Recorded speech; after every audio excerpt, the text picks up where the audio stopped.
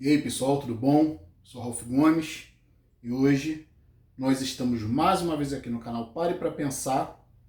Hoje, dia 25 de janeiro de 2024, quinta-feira. Eu tô aqui para falar sobre essa condição existencial miserável, né? Na qual nós, seres humanos, fomos colocados pela natureza, ou por uma força ou forças, porque o nosso canal aqui, quem conhece sabe que a gente aborda essa visão existencialista a respeito de que nós vivemos numa Matrix, muito provavelmente um universo holográfico. Isso já é cientificamente possível. Muitos cientistas de ponta, cientistas premiados, né, apostam nessa ideia. Não é como comprovar, mas tudo leva a crer que nosso mundo é um holograma. É um mundo projetado, né? Mesmo porque você vai para dentro do átomo, não tem nada.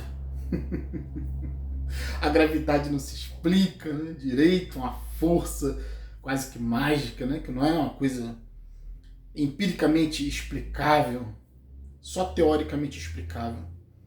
Mas no universo holográfico nem gravidade faria sentido. Então, a gente vê todo um mundo de ilusão, né? Um mundo complexo, mas um mundo atômico, que não é nada sólido, né, do ponto de vista da física quântica. E aí, né, nós nos vemos nessa condição animalesca, né, selvagem, né?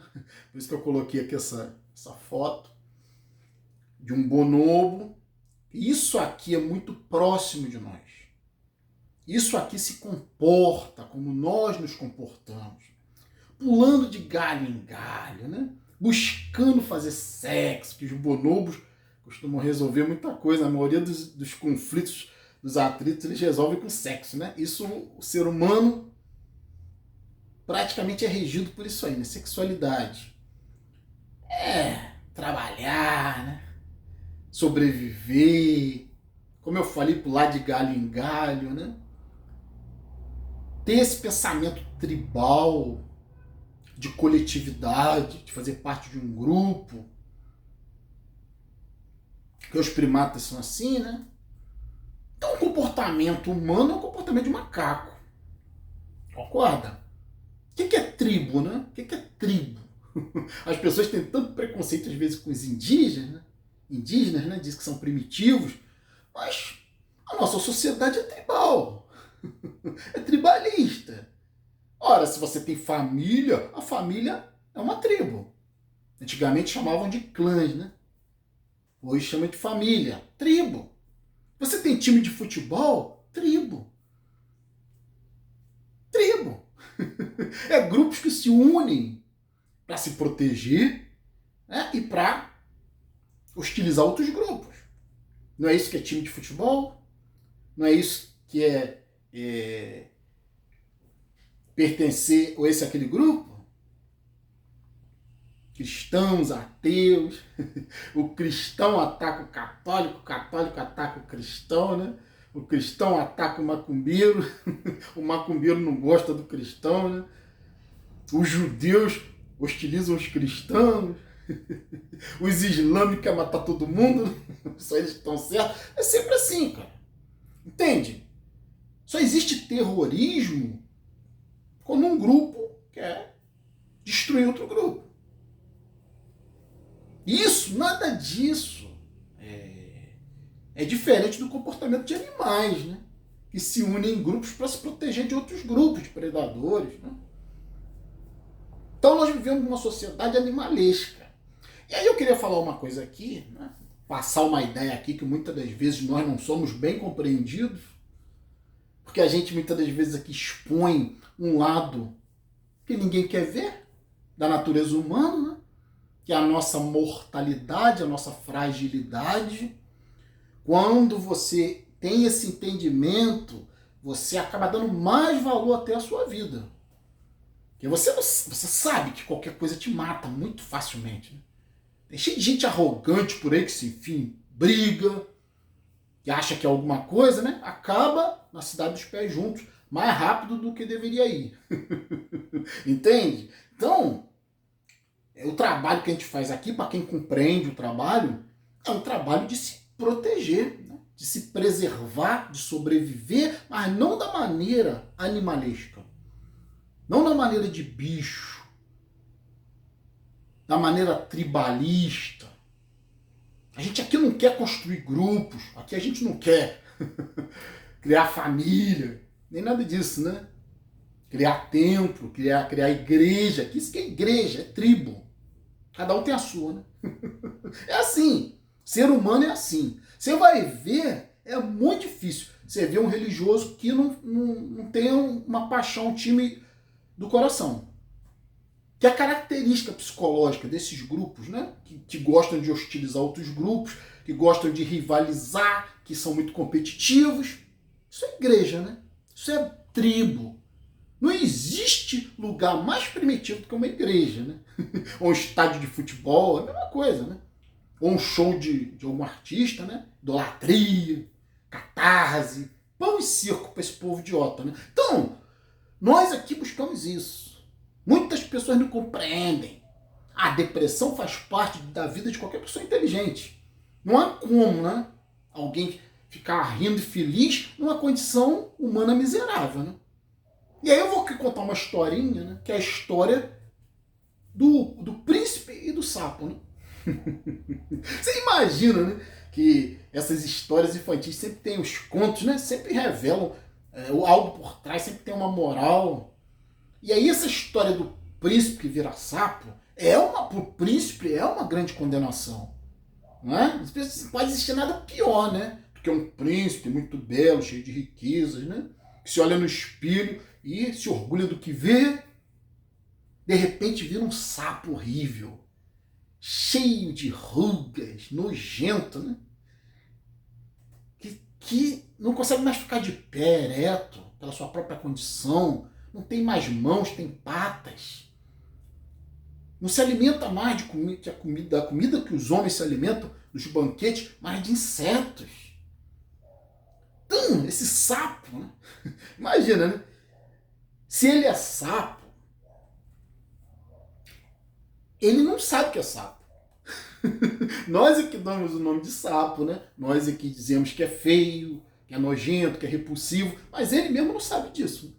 Porque ele nunca teve experiência como outra coisa, a não ser como sapo. Então, para ele é normal, né? Ele vê uma sapa, por mais horrível, repugnante, asquerosa que seja, ele vai se sentir sexualmente atraído. Olha que sapa gostosa. Vou lá, ó, carcar na sapa. Aí sai um monte de girino, né? Sai um monte de girino, um monte de sapinho. E aí, vira sapinho depois, né? E aí, né? Por isso que o sapo tem essa simbologia também de transformação, né? Sapo também tem a ver com morte, pode ter um aspecto negativo na simbologia, e também de transformação, né? Porque a ideia de morte, ela pode ser morte física ou pode ser uma morte simbólica, né? Uma transformação na vida da pessoa, uma mudança, uma morte, né? Para comportamentos antigos, tornar-se uma nova pessoa. Isso é uma iluminação, né? Tornar-se uma nova pessoa para melhor, né? Mais independente. Então o sapo simboliza isso também, né? Por quê? Porque o girino, né, ele se transforma depois num sapo. Então há aí uma metamorfose. E aí, o que acontece? Como eu falei, o sapo, quando ele é sapo, a vida dele está muito boa. Agora, quando um homem, um príncipe, se transforma num sapo, ele já foi um príncipe, né? Ele sabe o que é ser um príncipe, ele sabe o que é ter uma vida de um homem, né? Se apaixonar pela princesa, ele sabe o que é dormir numa cama confortável, ele sabe o que é andar a cavalo, ele sabe o que é liderar, ele sabe várias coisas, vários poderes, que quando ele vira um sapo, ele perde tudo isso, inclusive a beleza. E aí o sapo fica deprimido, né? O único sapo que fica deprimido é aquele que já foi um príncipe e vira sapo, né? Como eu falei, o sapo que sempre foi sapo, tanto faz. Então, o que acontece? Essa analogia que eu estou trazendo aqui, né? Essa historinha, essa visão que eu estou tentando passar, é mais ou menos como eu me sinto, né? Como um misantropo, um niilista, uma pessoa que passa boa parte da sua vida com uma depressão existencial. A minha depressão não é física, eu não tenho taquicardia, não tenho dor de cabeça, não tenho insônia, não tenho nada disso. Não tenho esses efeitos físicos da depressão, né? Que muitas das vezes aparece, né? Medo de sair, agorafobia, medo de lugares abertos, ou claustrofobia, né? Medo de lugares fechados. Problema nenhum com isso. Não tem fobia social, não tem nada disso. Agora, é uma depressão existencial. Por quê? Aí que eu vou chegar no ponto, né? Porque eu não me identifico com isso aqui. Entende? A minha consciência, né, pelo fato dela ser expandida, a minha consciência pelo fato dela ter logrado êxito e se expandir para fora dos limites desta Matrix, com criatividade, né, com iluminação de consciência, com racionalidade, você não se conforma mais em ser isso aqui.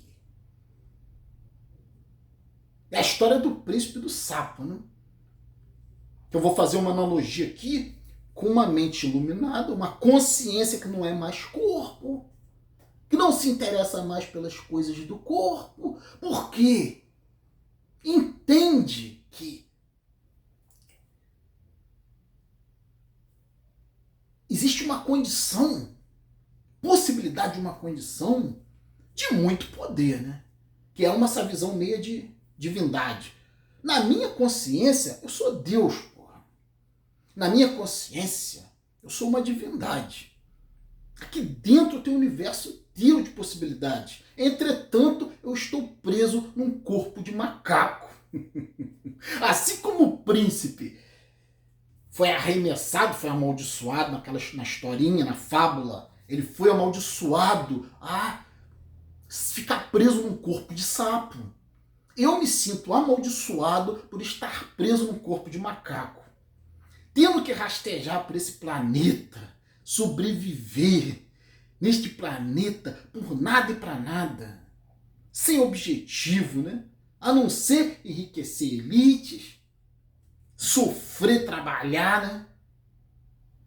Eu já estou me aposentando agora, mas mesmo assim, né, eu vou ficar livre do trabalho, mas não vou ficar livre de mim mesmo, de estar preso dentro desse corpo de macaco, de primata, porque a gente tem uma pequena diferença genética, quase insignificante em relação aos primatas, né? Aos macacos, aos bonobos, aos chimpanzés. Somos muito parecidos, inclusive, em comportamento. Eu não me identifico mais com essa forma. Porque assim como o príncipe que virou sapo se desespera, fica em depressão quando olha diante do espelho e vê que é horrível, que ele não é aquilo ali, ele é mais, né? Mesma coisa é você se olhar no espelho e não se identificar com o primata que você é, com o corpo no qual você está, né? E aí, meu filho, acabaram-se os interesses por coisas de macaco, por macaquices. As macaquices dos homens, né? Ah, academia, igreja, festa, churrasco, praia, ônibus lotado, engarrafamento, ficar em hotel, viajar, conhecer isso, conhecer aquilo. Bonobos, macacos, né? O mundo é feito por macacos, nós vivemos no planeta dos macacos.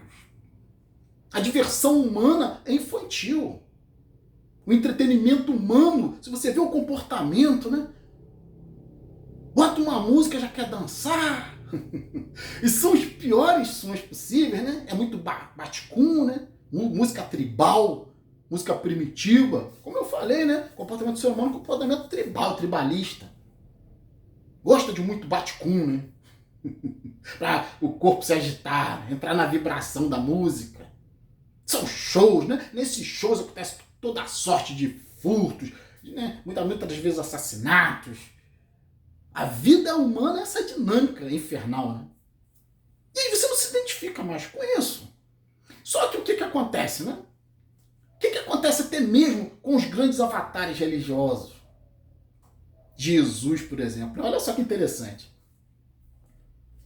Os cristãos dizem que segue Jesus, né? Segue porra nenhuma. Eu sou muito mais cristão do que qualquer cristão. Por quê? Porque o cristianismo deveria ser um comportamento. Um comportamento a ser seguido. Não doutrina, né? Não idolatria, mas um comportamento. Mesmo porque Jesus era chamado de rabi, né? Ou seja, mestre, professor. Buda, idem. Esses seres nunca quiseram ser idolatrados, nunca pediram para que os ficassem seguindo, não é? Mas queriam fazer discípulos, ou seja, pessoas, né, que também se tornassem mestres. Né? O objetivo de seguir um mestre é se tornar mestre. Não é ficar seguindo o tempo todo, o resto da vida. Né? Você pode ter um tempo, né, de aprendizado com um mestre, mas você, uma hora ou outra, tu vai ter que sair fora, né, e ter suas próprias ideias. E aí, né, você vê esses avatares aí, como eu falei, Jesus. Jesus não casou, né?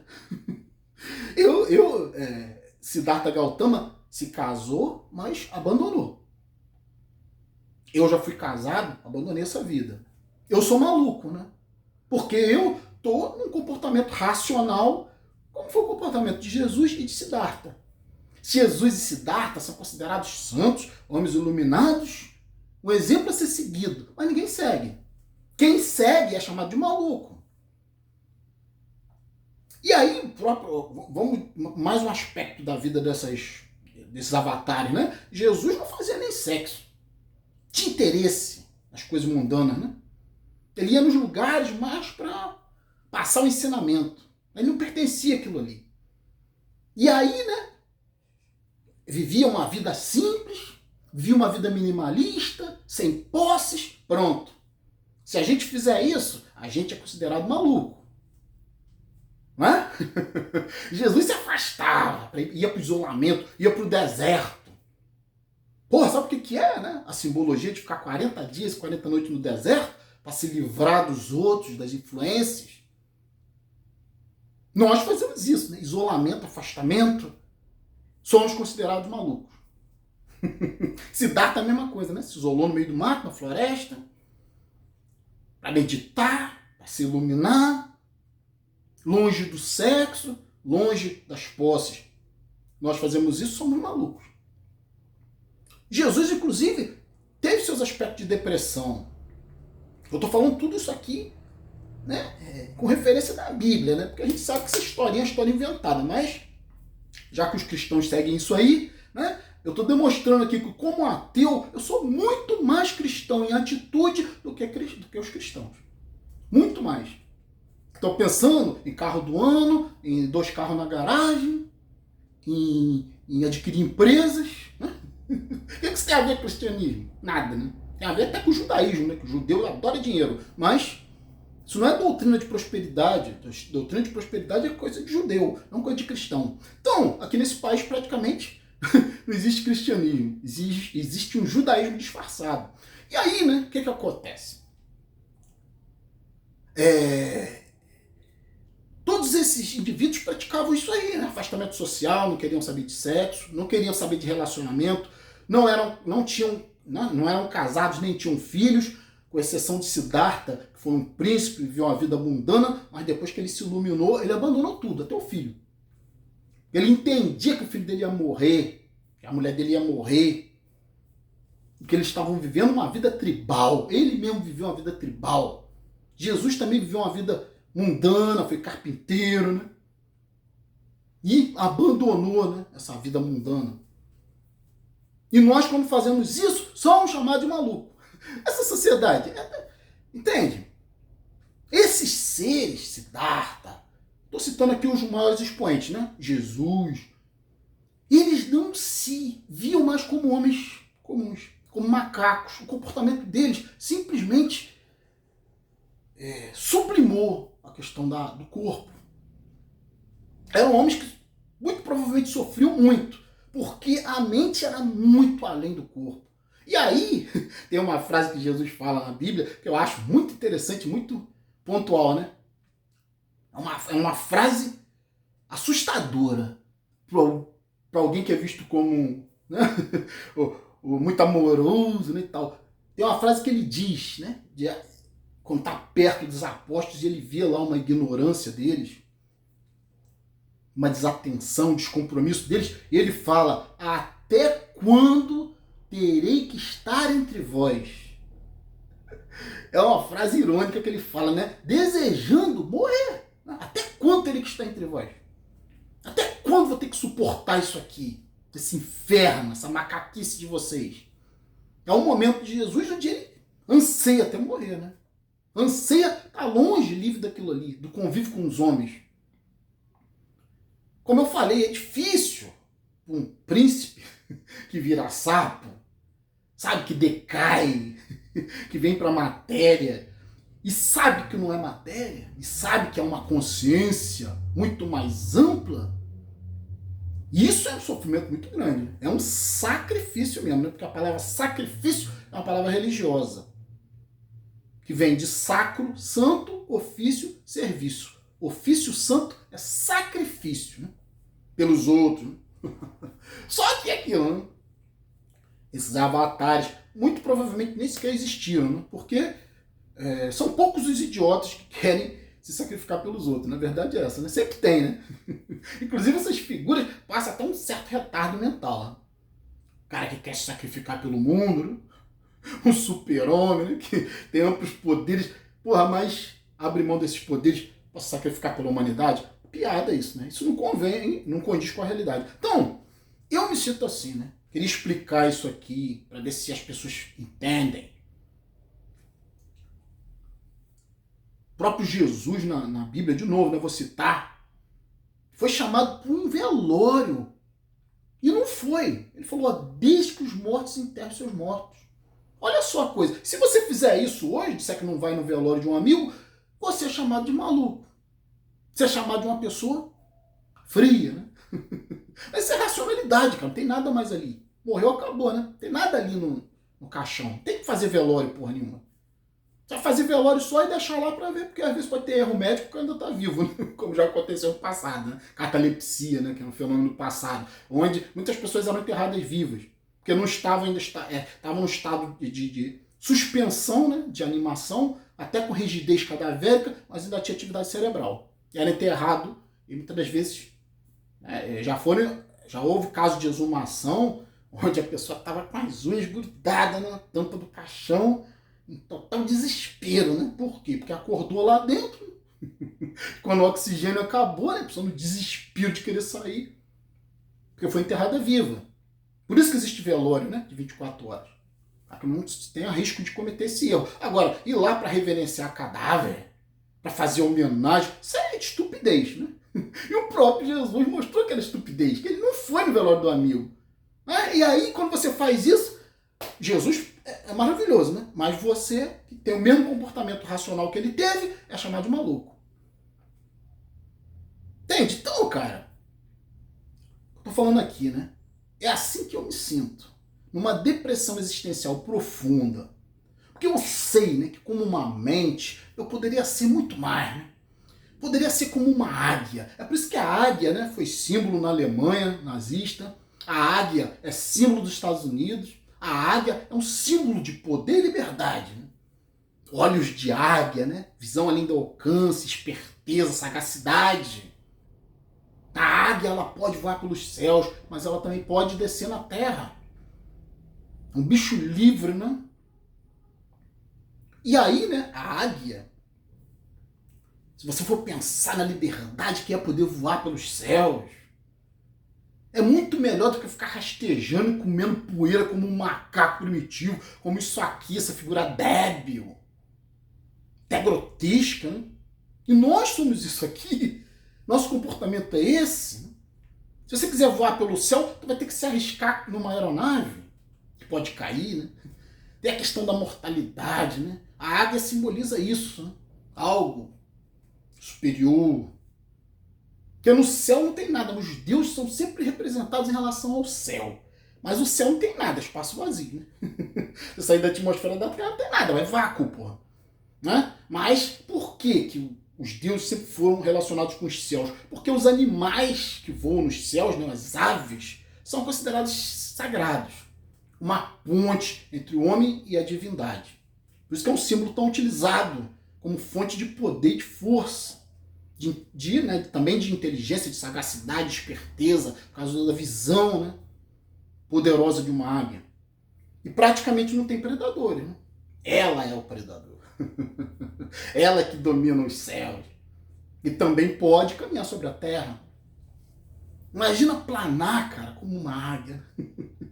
Aí você fica pensando nos amplos poderes que você poderia ter, que você não precisaria nem estar preso num corpo, porque esse corpo de bonobo aqui é para sobreviver nesse ambiente. Né?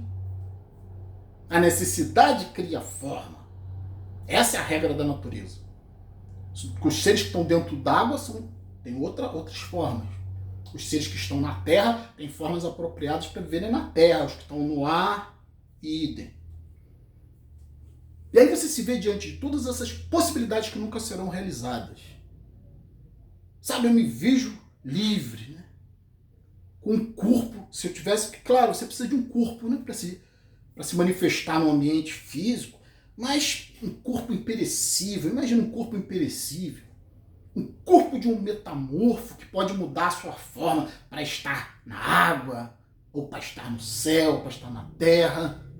Imagina você conseguir se miniaturizar e entrar, né, com a sua mente dentro de uma formiga e passar um tempo com as outras formigas no formigueiro, vendo o que é a vida de formiga, a microvida. Você poderia se tornar uma célula, uma bactéria, e ver o que é a vida da bactéria.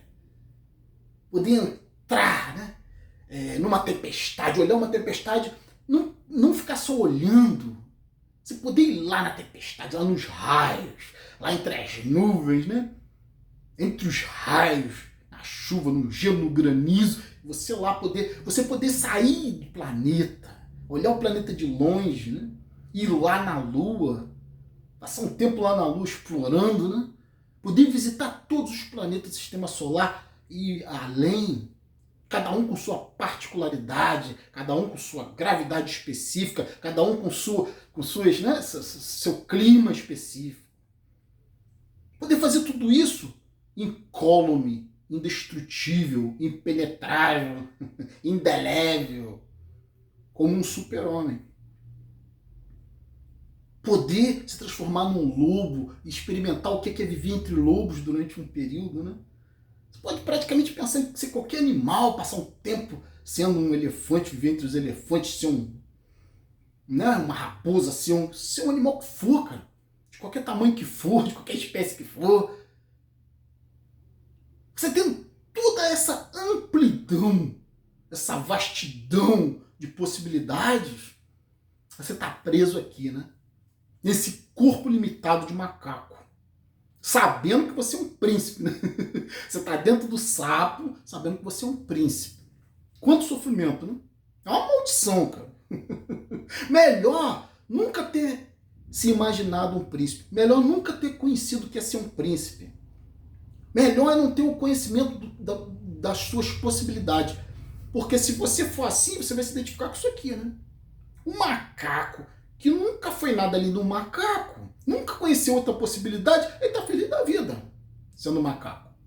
O sapo, que nunca foi nada além de um sapo, que nunca experimentou, que nunca teve criatividade ou ousadia para imaginar ser algo além de um sapo, vai ficar feliz com a condição. A desgraça é quando você se percebe um príncipe dentro de um sapo. A desgraça é quando você se percebe um deus dentro de um corpo de macaco perecível que daqui a pouco vai morrer.